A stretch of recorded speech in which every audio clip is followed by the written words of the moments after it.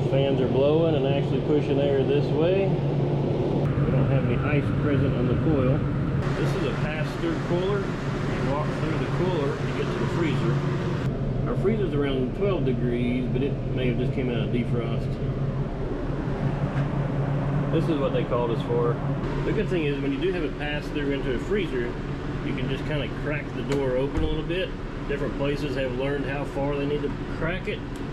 You may have to wedge a milk container in there, may have to do it that way. Really good option to not lose the product in your cooler. So with no ice and 2 working fans, we're going to go outside to the condenser. And it's going to be this little guy.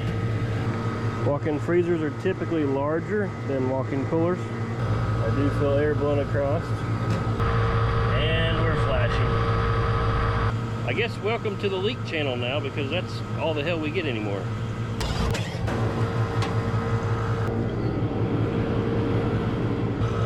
I notice this valve is loose, like somebody stepped on it. Looks like it could be hitting the cabinet here.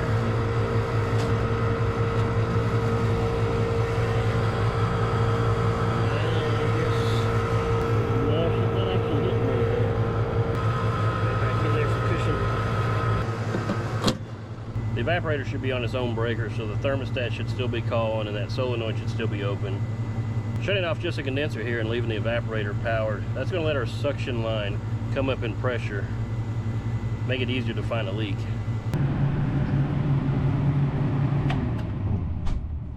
So we're fortunate to have a service switch on this one.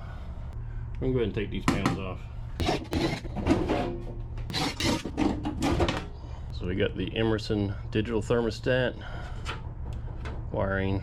So you got the solenoid body, expansion valve, distributor, R22. Looks like there has been some leaks before.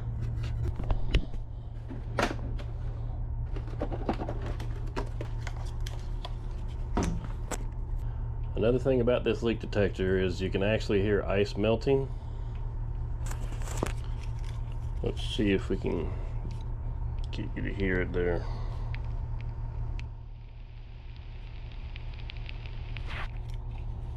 Yeah, anytime there's ice.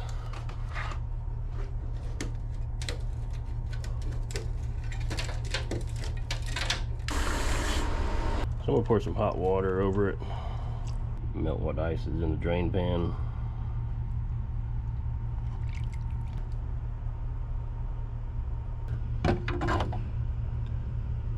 Alright, so there's definitely a leak right there. I'm gonna move this over.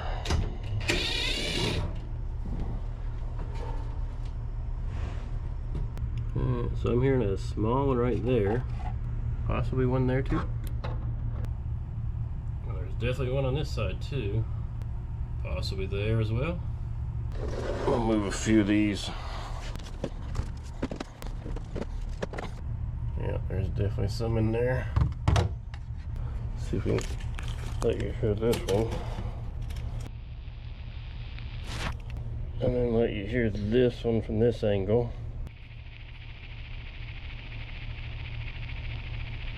You got leaks on this side, that side, kind of on the middle back there.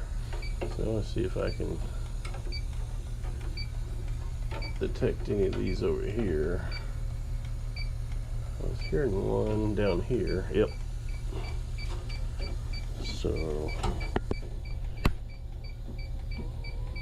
there's that one. It is a small one. Check on down through here. Come to the other side. This one may be deeper in the coil.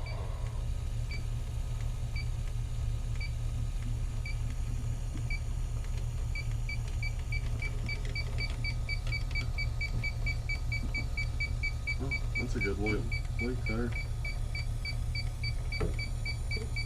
Yeah, and down here it's leaking as well. Turn this fan on.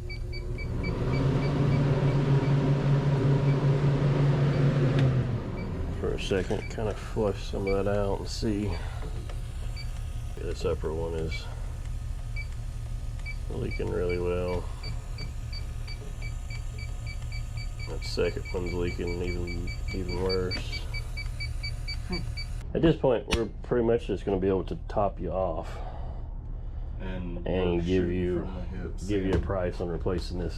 The ones that should be making decisions don't always make the decisions. They used to be bad about keeping like pickles and stuff in here without a lid on them, and it's just acidic stuff, you know. It's not super acidic, but it is an acid, and it accumulates there, and it just... And time's an enemy. Freon starts to get expensive, and the leaks only get bigger. Yeah, so unfortunately, this one looks like it's at the end of its lifespan, so we're just gonna have to charge it and do some quotes.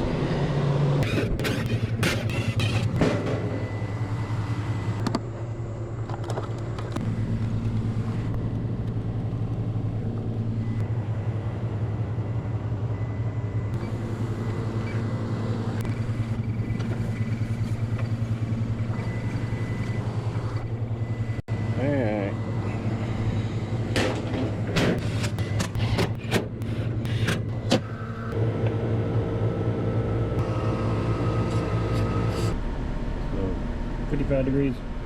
Fortunately for this customer, a previous repair got it converted to 407A.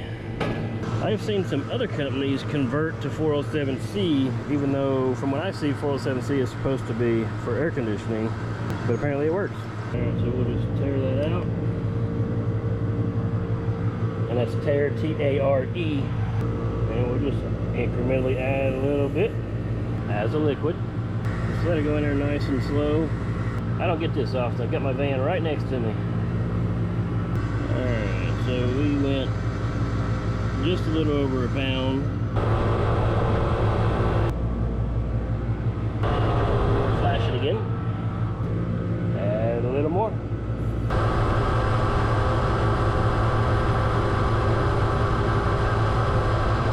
Another half pound. Anytime you add in a refrigerant, just give it some time, let it equalize itself through the system, because that'll keep happening. Alright, looks like we've got our lick now. Coming down to 50, making some headway. Alright, that looks like that was the magic number. Gonna lock our jug back down. Now, what liquid is still in this line, we're gonna go ahead and let her have it too.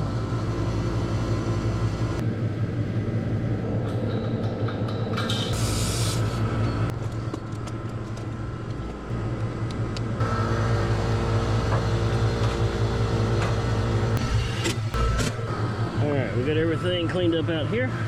I'm gonna go ahead and document the model and serial number. Can't see the serial, but I can see the model. Coming down good. If you move stuff, put it back where you found it. And these model serial numbers are usually on this side. Yeah, of course. Just mount the switch on it.